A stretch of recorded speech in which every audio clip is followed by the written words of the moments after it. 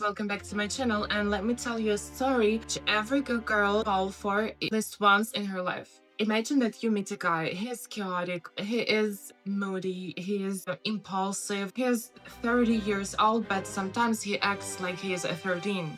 You are constantly trying to fix him, to manage him, to serve him. It is exhausting. And then he says, "Come and meet my mother." You are terrified. You think that if he is so broken, if he is so difficult, then she must be a dragon wearing a skirt. You walk into the house. Once he brings you into the house, you notice that it smells like vanilla. She hugs you. She's soft. She brings you tea. She looks at you with shiny, teary eyes and says, "Oh, I'm so happy he brought you here. You're an angel. You're perfect for him. Exactly what he needs." You feel relieved. You think, okay, if the family isn't a problem, so they are on my side, they are my friends, especially his mother. She is amazing. She is nice. She's my ally. She's amazing. Stop. Don't let the warm tea fool you. The look in her eyes wasn't love, that was relief. She's tired of carrying his backpack on her own shoulders, so she's just relieved that she can dump it all on you. I advise you to ask yourself, if this woman is so perfect, why then her son is so broken? And here's the dark truth nobody wants you to know.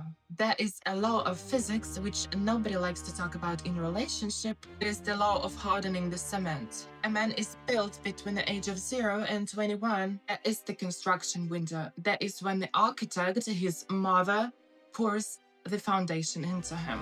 That when she teaches him cause and effect. That is when she installs the software which tells him that if I act like a fool, then I'm gonna suffer. And what happens if you meet a man which is 23, 25, 30, and he's broken? You look at the cracks in the foundation and you think, I can fix him. His mother looks at you with a shiny, teary eyes and a sweet smile and says, you can help him. You're so good for him. Stop. You need to understand something brutal. After 21, her education is irrelevant. The concrete has dried. The building is finished.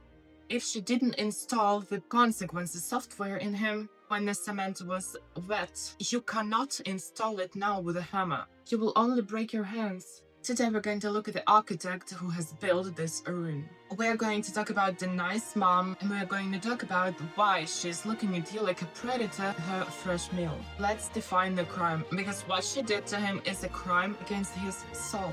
On the surface, she looks like a saint. She was so good, she was overprotecting, she was doing things for him. She loved him too much, right? She protected him. No. Her job was to teach him gravity. Her job was teach him that when he falls, he has to get up himself, even if he scratched the knee, in order to learn to handle consequences of his own mistakes. Every time he wobbled, she caught him. Every time he made a mess, she cleaned it after him. Every time the world was trying to teach him a lesson, she stepped in front of the bullet. He made a fatal choice. She chose the happiness over the growth. She protected him from pain, she protected him from struggles. Doing so, she robbed him of his power. She taught him that the world will always bend to his feelings. She taught him that the woman exists to absorb his chaos. This is a root of all evil in those families. And now she smiles at you. Why? Because she knows she has failed. She knows that he is incomplete. She knows that he is a parasite looking for a host. And she's also hoping that you are too blind to notice that you are just a new host for him. Why? Why would a mother cripple her own son? To understand that, we have to look at the shadow programming. Deep down, this woman has a terror inside of her. It is the fear of an empty room. It is the fear of being irrelevant. If she raised him to be strong, sovereign, independent, he'd leave her. He'd go out and conquer the world. He would not need her. Her shadow make a dark deal. I will keep him needy, I will keep him weak, and I will keep him chaotic. If he is always such a mess, he will always need a mommy. She didn't raise a son. She raised a patient. She broke his legs so he couldn't walk away. She clipped his wings and told him that he's afraid of altitude. And now you walk into that house. You are strong, sovereign, independent. You are the Black Widow. You think she's afraid that you will take away him from her? No, she wants to eat you. She needs your fresh energy to feed the system. She She wants you to be the second mother, the nurse, the babysitter, whatever you call it. She will never let you actually fix him, because if he is fixed, he doesn't need her anymore. He will simply leave the asylum. And realize this, she doesn't walk alone. This is an ecosystem. This is a cartel. And you have the agents. Maybe it is grandmother who whispers to you, don't be so hard on him, he is sensitive. Or it is a sister, which is also a victim of the system, but she has learned to stay silent in order to stay safe. And now she watches you with jealousy eyes because you have the audacity to speak the truth. They are all protecting the same lie. If you fight with him, who's to blame? You. You will always be the villain. You will ask me why.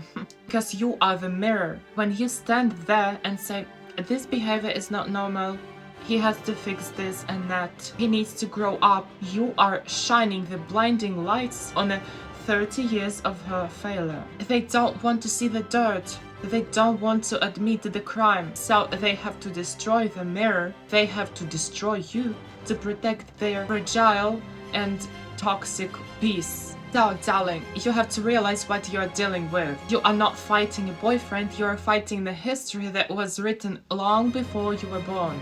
You are fighting a mother who chose her own comfort over her son's manhood. She wants to eat your light to keep her dark system running. She wants you to be the battery that powers his dysfunction so she doesn't have to take care of it anymore. Do not sit at that table.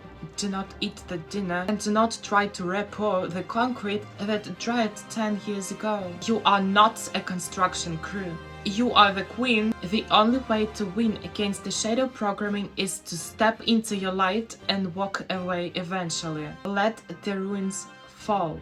You have an empire to build elsewhere. Stay sovereign, girls, and stay away from a nice mom. See you in the next one.